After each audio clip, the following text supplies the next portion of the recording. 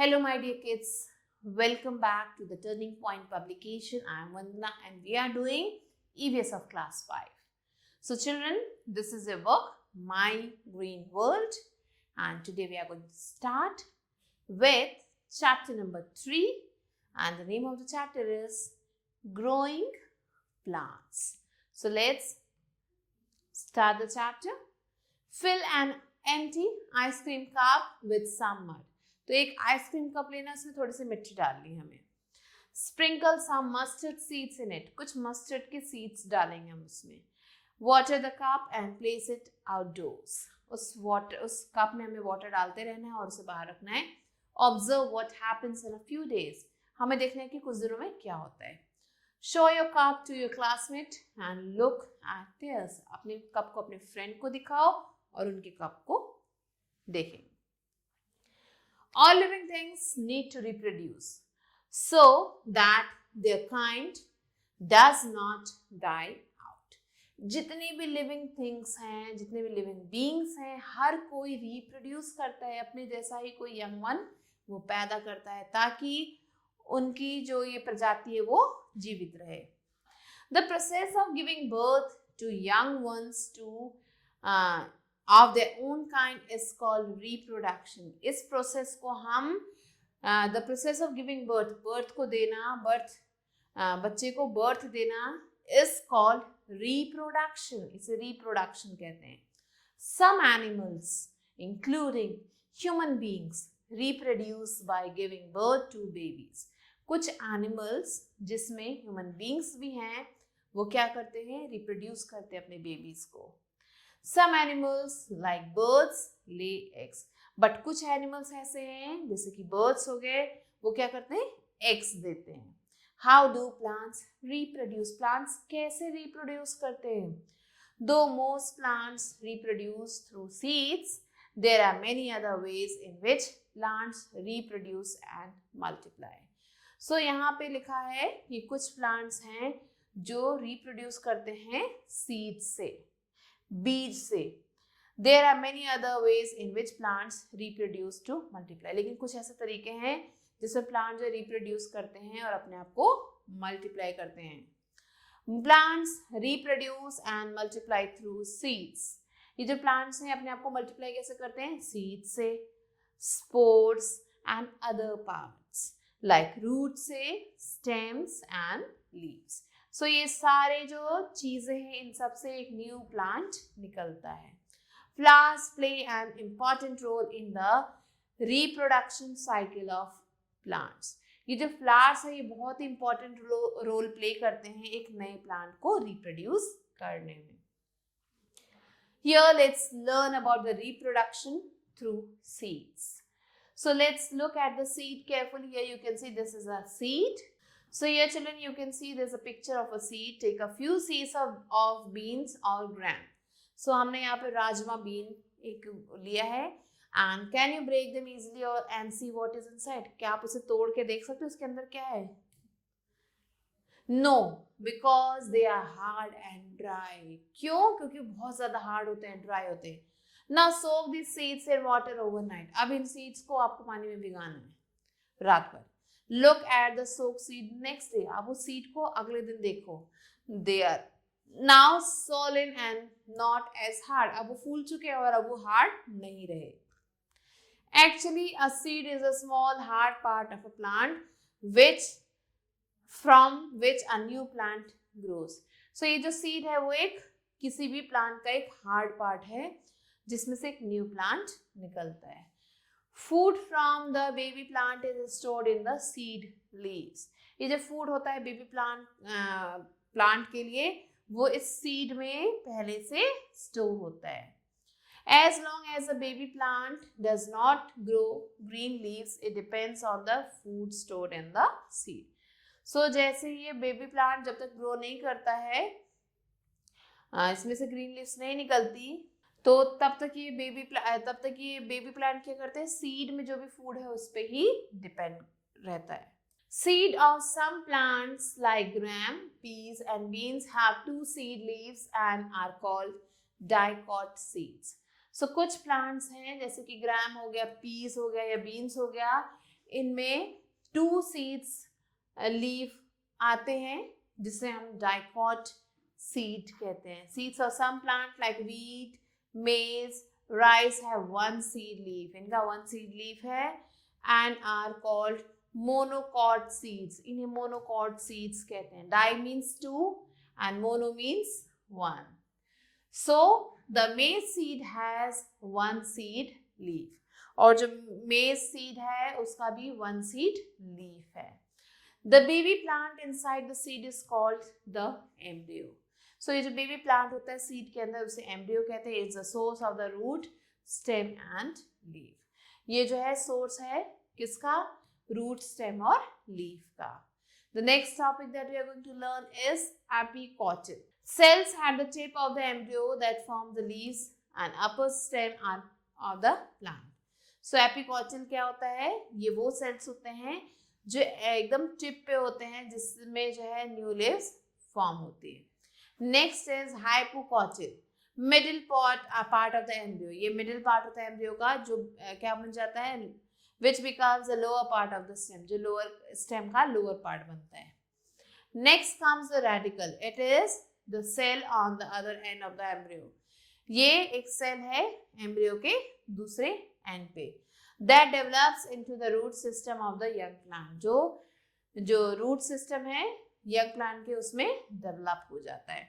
Next comes the cotyledon, a source of energy and nutrients from the embryo. Cotyledon क्या है? एक source है energy का, nutrients का एम्ब्रियो में. Next is endosperm, store food in the form of starch.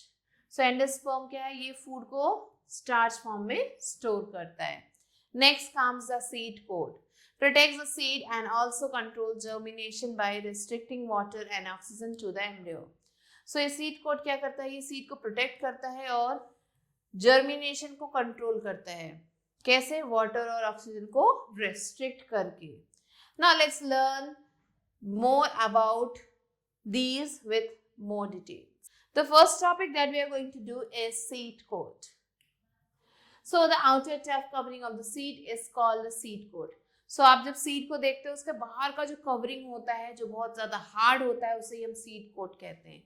It protects the seed inside from insects, diseases and damage. ये क्या करता है? सीड को insects से, diseases से या फिर damage से बचाता है.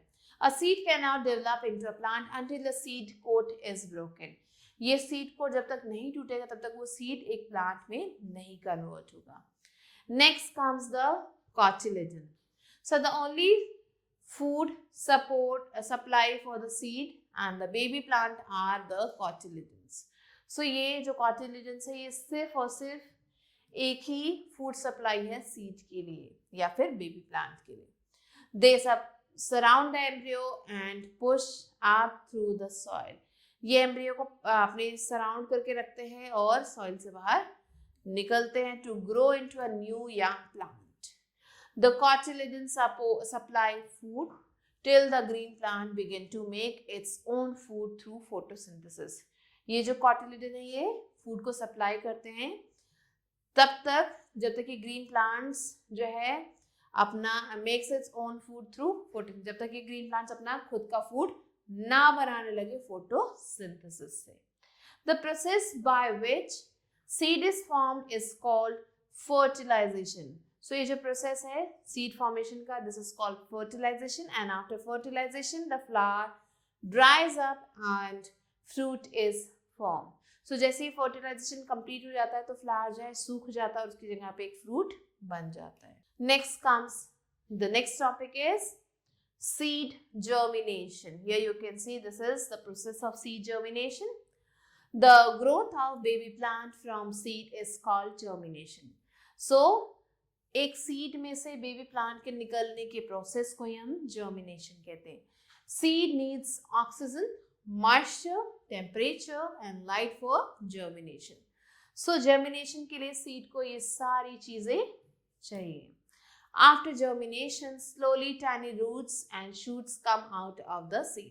So जैसे germination होता है तो roots और shoots जो है उस seed से बाहर आने लगते हैं. At this infant stage, the plant is called a seedling. और इस small stage पे जो plant है उसे seedling कहा जाता है.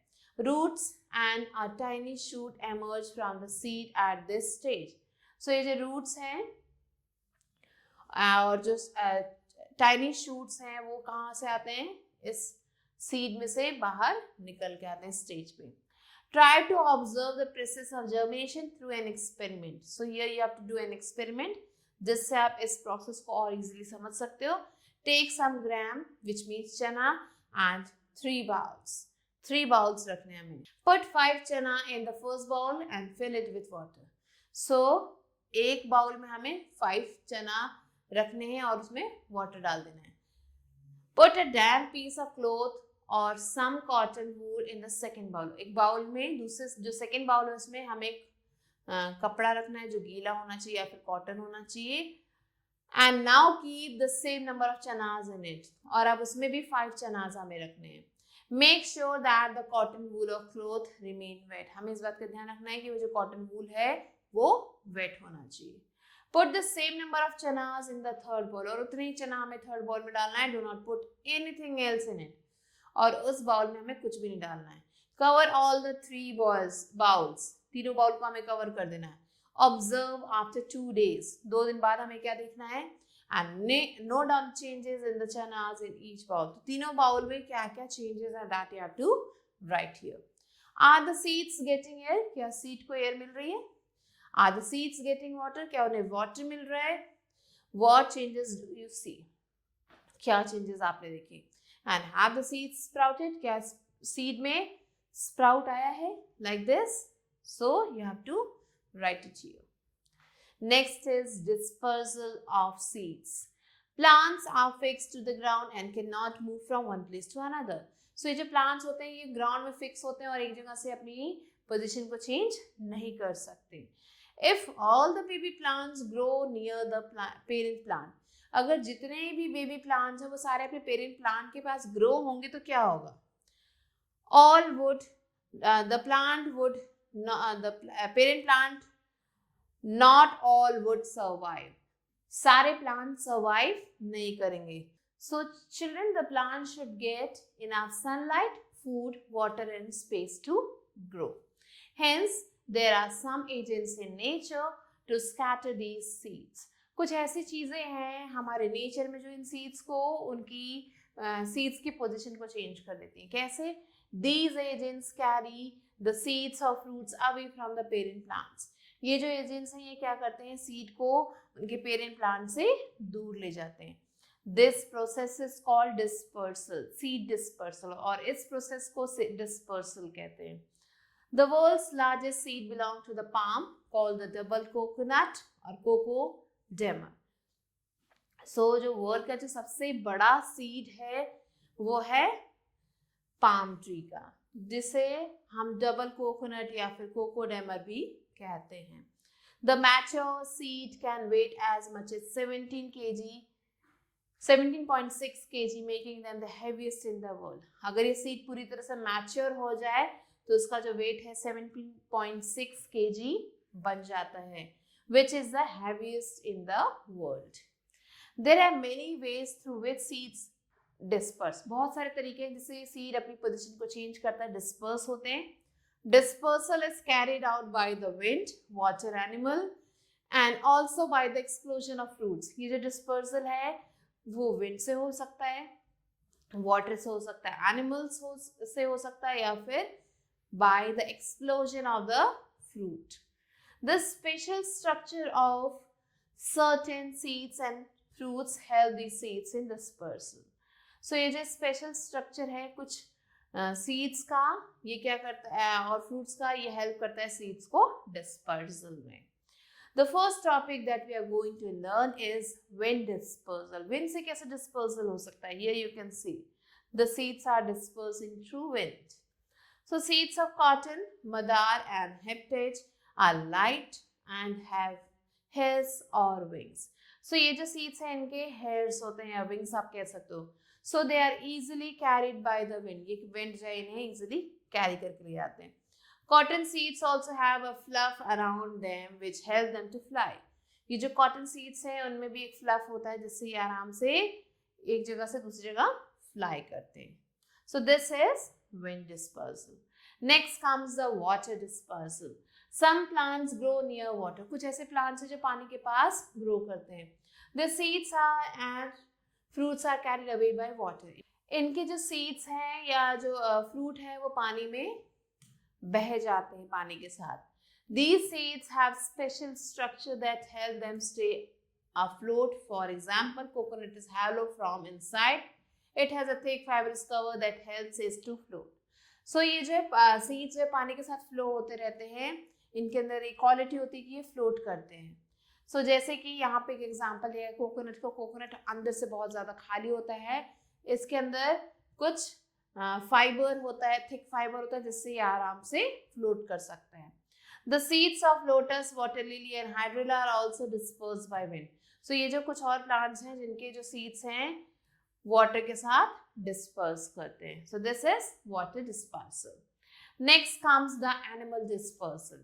Human beings and animals eat fruits like cherries and mangoes and throw away their seeds.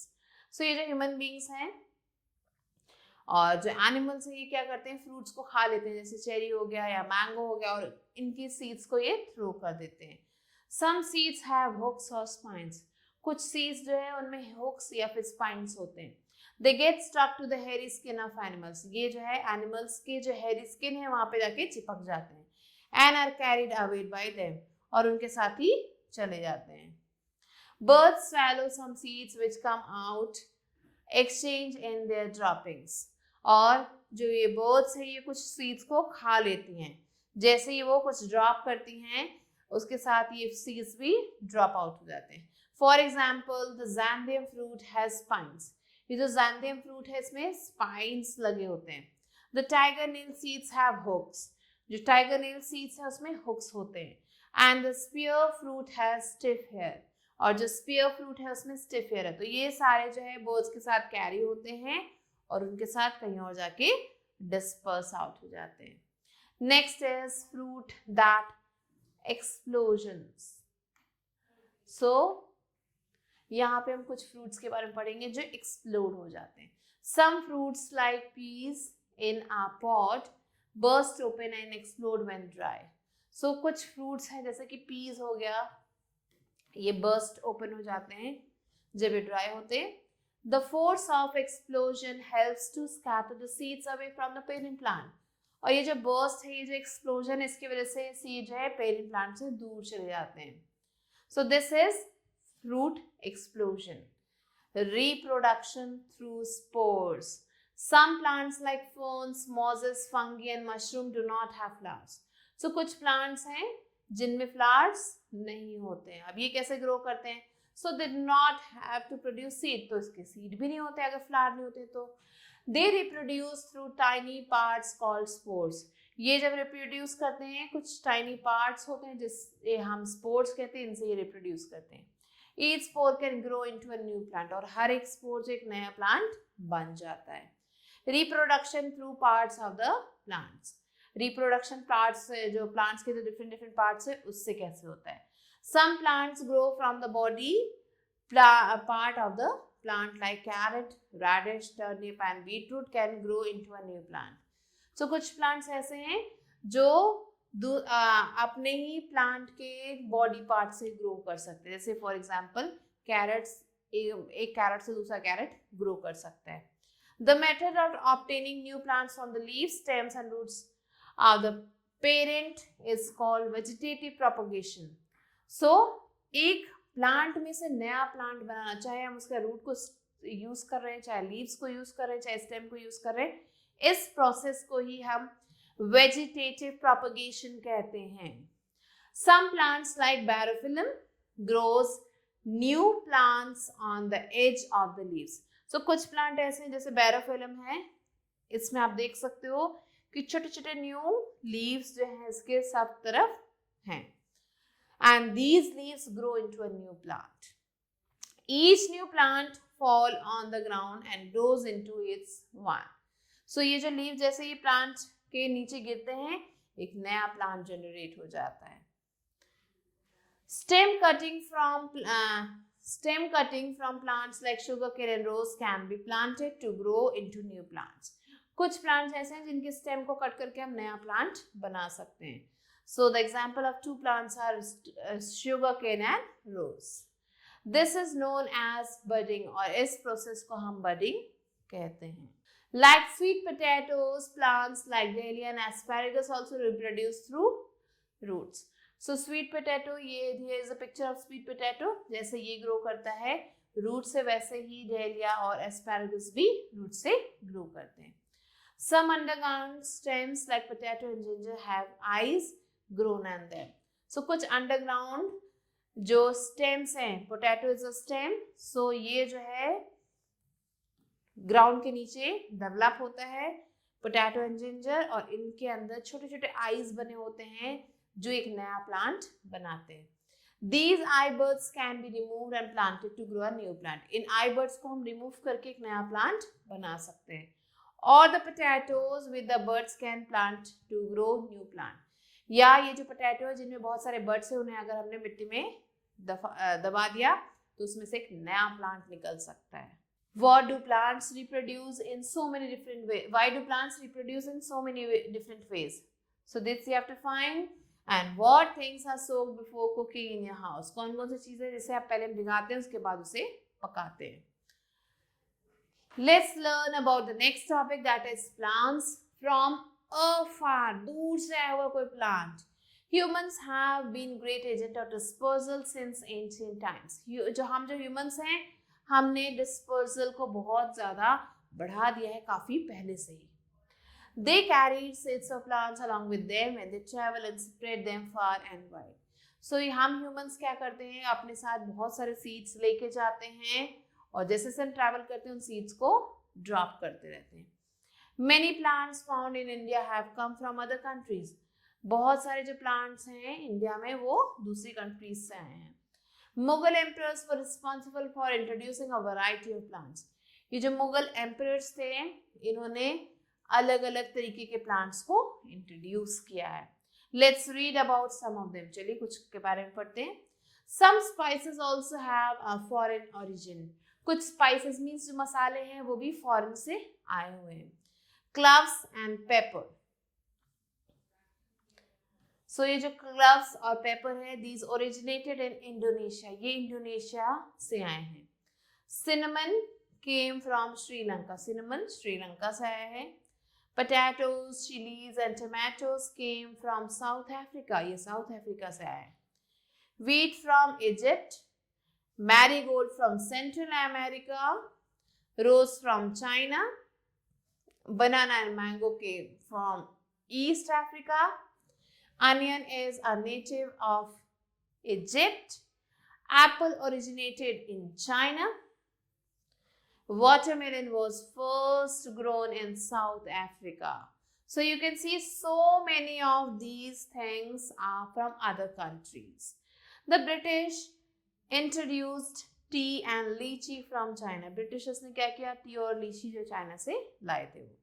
Cabbage, cauliflower and other winter vegetables came from West Indies. So ये vegetables West Indies से आए हैं. So these are a few spices, vegetables, fruits that came from other countries. Now let's learn about the story of tea. Tea की story पढ़ेंगे. Tea comes from a tropical evergreen plant. ये एक tropical evergreen plant है, हमेशा green रहता है. You can see here. It is grown in huge tree gardens. ये बड़े बड़े टी गार्डन्स में ग्रो किया जाता है. However, tea was first grown in China. लेकिन पहली बार से कहाँ ग्रो किया गया था, चाइना में. The tea plant needs rainfall, but water should not be allowed to collect around the roots. ये जो ट्री प्लांट है इसमें पानी तो चाहिए, बट इनके रूट्स के पास पानी इकट्ठा नहीं होना चाहिए. Special type of warm climate with enough rainfall is needed for growing tree. So T को ग्रो करने के लिए एक अलग तरीके का काफ़ी ज़्यादा रेनफॉल भी चाहिए और अलग तरीके का एनवायरनमेंट भी चाहिए. In India tea gardens are found in Assam, Bengal, Himachal Pradesh, Kerala and Tamil Nadu. इन सब जगहों पे आपको टी गार्डन मिलेंगे इंडिया में.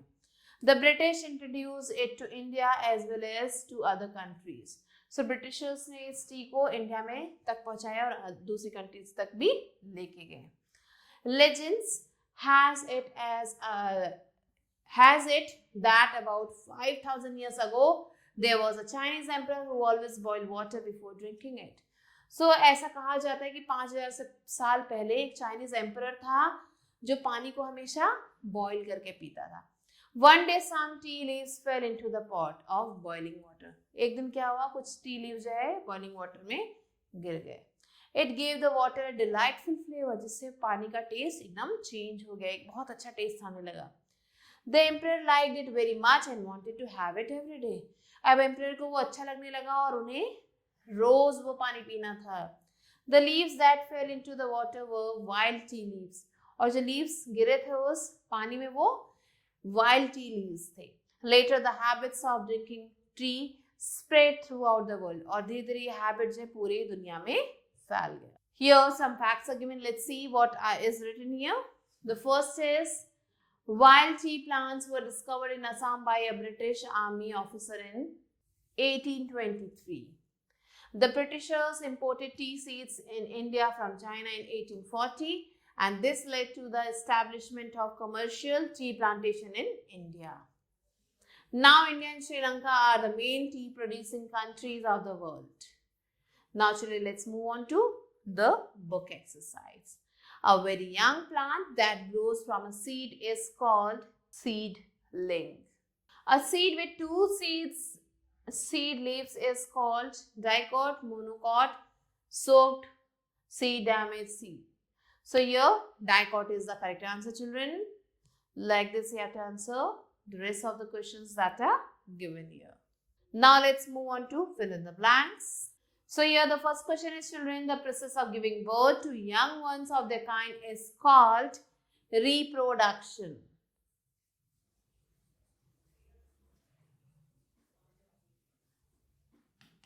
Next is the outer tough covering of the seed is called seed coat. Similarly, children, answer the rest of the questions. Now let's move on to true and false. Plants can reproduce only through seeds? No, this is false. They can reproduce through leaves, roots, stems, anything. Coconut seed is dispersed by water? Yes, true. So similarly do the rest of the questions, children. Now let's move on to question and answers. What is reproduction? So reproduction is producing young ones of our own kind. Producing young ones of our own kind is called reproduction. How do plants reproduce? They reproduce through stem, leaves, seed, flower, etc. What is germination? Germination is the growing of a baby plant from a seed. This is called germination. So, name the different ways in which plants multiply. So, there are different methods through which plants multiply. You have to find out and write it here. Name two seeds that are dispersed by wind. So, two seeds that are dispersed by wind. It can be cotton,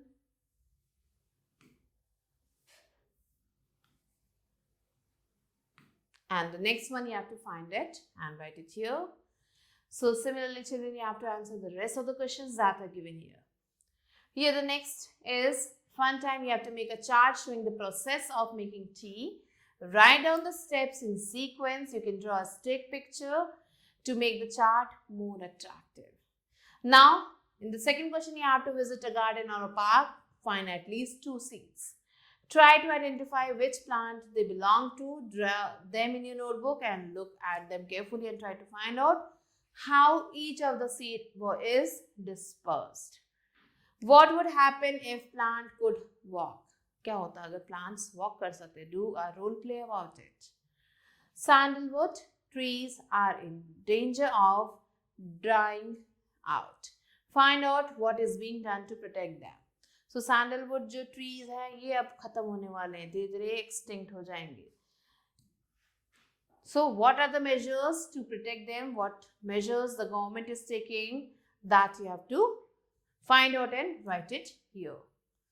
So I hope children you have understood the chapter and you have to complete the exercises that is given to you. I'll be meeting you soon with a new video. Till then, stay elated and keep smiling.